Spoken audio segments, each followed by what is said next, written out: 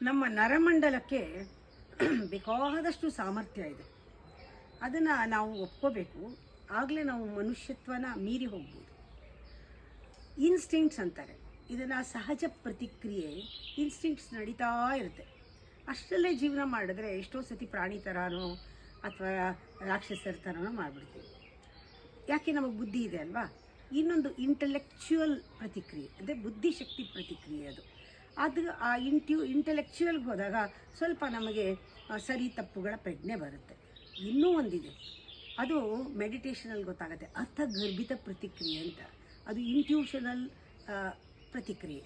ಆಗ ನಮಗೆ ಸೂಕ್ಷ್ಮವಾದದ್ದು ಕಾಣಿಸೋಕ್ಕೆ ಶುರುವಾಗುತ್ತೆ. ಆವಾಗ ನಮಗೆ ಸೂಕ್ಷ್ಮಕ್ಕೆ ಹೋಗಬೇಕು. I want to know that, I want to move into unknown. ನಾನು ಕಾಣದೇ ಇರೋದನ್ನು ನಾನು ಎಕ್ಸ್ಪ್ಲೋರ್ ಮಾಡಬೇಕು ಅನ್ನೋದು ಅಂಥವ್ರಿಗೆ ಬರುತ್ತೆ. ಅವ್ರು ತುಂಬ ಸೂಕ್ಷ್ಮ. ಆವಾಗ ಸೃಜನಾತ್ಮಕ ಪ್ರತಿಕ್ರಿಯೆ ಅವರಲ್ಲಿ ಬರುತ್ತೆ.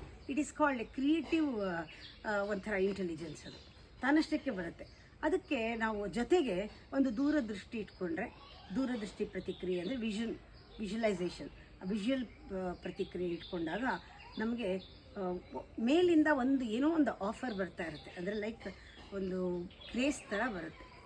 ಅದು ಪವಿತ್ರ ಪ್ರತಿಕ್ರಿಯೆ ಅಂತ.